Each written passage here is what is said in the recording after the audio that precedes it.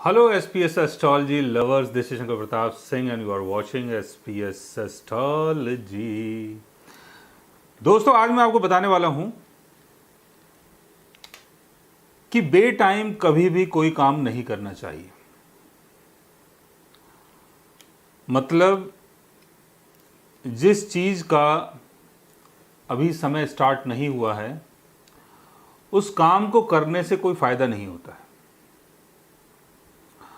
आप घर बनाना चाहते हैं, आप शादी करना चाहते हैं, आप अपना कोई बिजनेस स्टार्ट करना चाहते हैं, आप विदेश जाना चाहते हैं, आप कुछ भी करना चाहते हैं, लेकिन वो काम जब तक नहीं करना चाहिए जब तक उसका सही टाइम नहीं आ जाता है। अगर गर्मी का समय चल रहा है और आप कोई ऐसा काम कर रहे हैं जिसकी डिमांड सर्दियों में होती है, तो गर्मी में कैसे बेनिफिट मिलेगा। बरसात का समय चल रहा है और आप कंस्ट्रक्शन स्टार्ट कर रहे हैं, तो बीच बीच में आपको बहुत सारी परेशानियों का सामना करना पड़ेगा। तो बरसात निकल जाने के बाद या उससे पहले अगर आप कंस्ट्रक्शन करते तो आपके लिए ज़्यादा अच्छा होता। तो समय को देखते हुए इंसान को काम करना चाहिए। अब ये कैसे पता चलेगा कि कब किस चीज को करने का अच्छा समय होता है और हमें कौन सा काम किस पीरियड में करना चाहिए, कौन से टाइम पर करना चाहिए, कैसे करना चाहिए। इसके लिए आपको अपने बर्थ चार्ट को रीड करना पड़ेगा, यानी देखना पड़ेगा। एग्जाम्पल के तौर पे आप घर बनाना चाहते हैं, आप ये देखें कि आपके 4th हाउस की क्या पोजीशन है और कैंसर साइन की क्या पोजीशन है। कैंसर साइन आपके बर्थ चार्ट में कहीं भी हो सकता है कि कैंसर साइन आपके 4th हाउस में ही हो। अगर मेष लगन की कुंडली है तो कैंसर साइन आपके 4th हाउस में ही होगा, और अगर किसी और लगन की कुंडली है तो हो सकता है कैंसर साइन आपके बर्थ चार्ट में कहीं भी आए। तो कैंसर साइन की क्या पोजीशन है, 4th हाउस की क्या पोजीशन है, 4th हाउस में कौन सा ग्रह बैठा हुआ है, क्या उसकी दशा चल रही है कि नहीं चल रही है, कैंसर साइन में कौन सा ग्रह बैठा हुआ है, उसकी दशा चल रही है कि नहीं चल रही है, और कौन सा ग्रह बैठा हुआ है इसको समझना भी बहुत ज़रूरी है। कहीं केतु की प्लेसमेंट तो नहीं है, कहीं राहु की तो नहीं है। तो ये सारी चीज़ें देखी जाती हैं। अब जैसे आपको घर बनाना है तो आप देखें कि भाई मेरे 4th हाउस में जुपिटर की प्लेसमेंट है, जुपिटर की दशा चल रही है, तो ये टाइम घर बनाने के लिए, प्रॉपर्टी बाय करने के लिए, घर से संबंधित कुछ भी काम करने के लिए बहुत अच्छा समय है। कैंसर साइन में ऐसी प्लेसमेंट होती है कि मंगल, गुरु, शुक्र कैंसर साइन में प्लेस्ड हैं, उनकी दशा चल रही है, और उस टाइम आप सोच रहे हैं कि चलो कहीं पर कोई प्लॉट ले लेते हैं, घर बना लेते हैं, फ्लैट ले लेते हैं, तो अच्छा समय है। आप कोई अपना नया स्टार्टअप करना चाहते हैं, बिजनेस स्टार्ट करना चाहते हैं, उसके लिए आप ये देखें कि आपका 10th हाउस और आपका 11th हाउस, इन दोनों हाउसेस की पोजीशन क्या है। क्या कोई प्लेनेट वहाँ पर बैठा हुआ है, क्या उनकी दशा चल रही है, और दशा चल रही है तो दशा कब से चल रही है, कब से चलेगी और कितने टाइम तक चलेगी। कहीं ऐसा तो नहीं है कि 1 महीने की दशा चली और आपने काम स्टार्ट करा, बाद में वो दशा ही आपकी ख़त्म हो गई। और कई बार ऐसा भी देखा जाता है कि कोई ग्रह आपके 10th हाउस से गोचर कर रहा है। जैसे मान लेते हैं कि जुपिटर गोचर कर रहा है, शनि गोचर कर रहा है, 10th हाउस से उसका गोचर हो रहा है, तो वो पीरियड भी आपके लिए अच्छा हो सकता है काम स्टार्ट करने के लिए।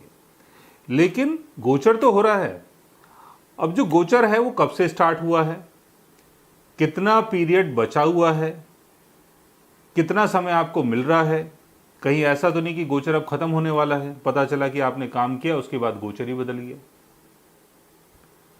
और किस ग्रह का गोचर चल रहा है, शुक्र का चल रहा है, बुध का चल रहा है, क्योंकि शुक्र और बुध के गोचर तो तुरंत खत्म हो जाते हैं। चंद्रमा तो 2-2.5 दिन में अपना घर बदल लेता है।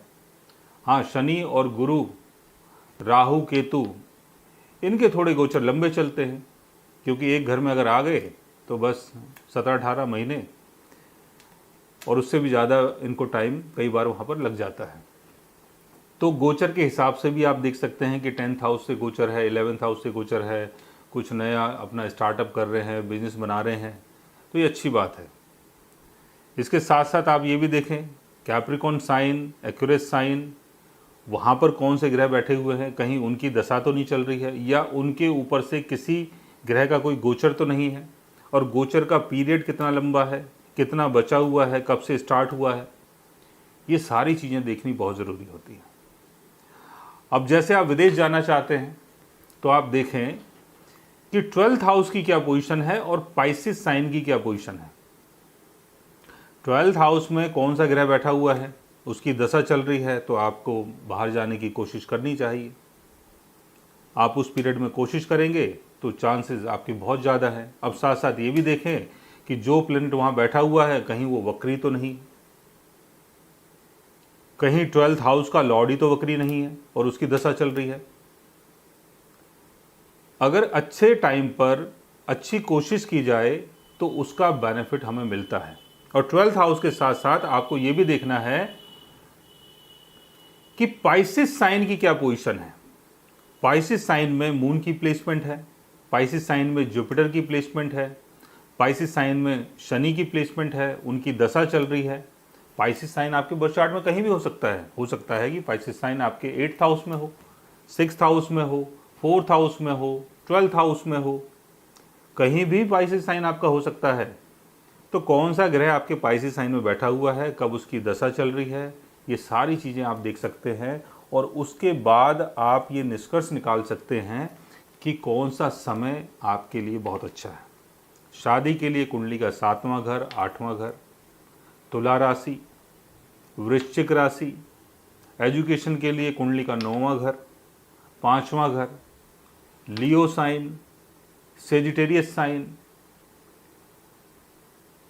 और कोई अगर आप ऐसा काम करना चाहते हैं कि जहाँ पर आप कोई रेस्टोरेंट खोलना चाहते हैं, कोई अपना ढाबा खोलना चाहते हैं, कोई चाय की दुकान खोलना चाहते हैं, तो उसके लिए देखें कि, या वाइन शॉप खोलना चाहते हैं तो उसके लिए देखें कि भाई टॉरस साइन की पोजीशन क्या है, 2nd हाउस के लॉर्ड की पोजीशन क्या है, 11th हाउस 10th हाउस के लॉर्ड की पोजीशन क्या है, यहाँ पर कोई ऐसा साइन बन रहा है या कोई ऐसा ग्रह बैठा हुआ है जिसकी दशा चल रही है, या किसी ग्रह का यहाँ से गोचर हो रहा है। ये सारी चीज़ें अगर आप देखते हैं अपने चंद्र कुंडली में, अपने लगन कुंडली में, कई बार चलित कुंडली में, तो आपको ये समझ में आएगा कि कौन सा कार्य कौन से समय पे करना चाहिए और जिससे हमें उस चीज़ का बेनिफिट मिल सके। सो गाइस, आज मैंने आपको बताया कि समय को देख के अगर हम कार्य करते हैं, अपने ग्रहों की पोजीशन को देख के अगर हम कार्य करते हैं तो उसका निश्चित बेनिफिट हमें मिलता है। अगर आप भी जानना चाहते हैं अपने बर्थ चार्ट के बारे में या अपने बर्थ चार्ट से जुड़ी हुई किसी चीज़ के बारे में, तो उसके लिए आप हमारे चैनल को सब्सक्राइब कर सकते हैं।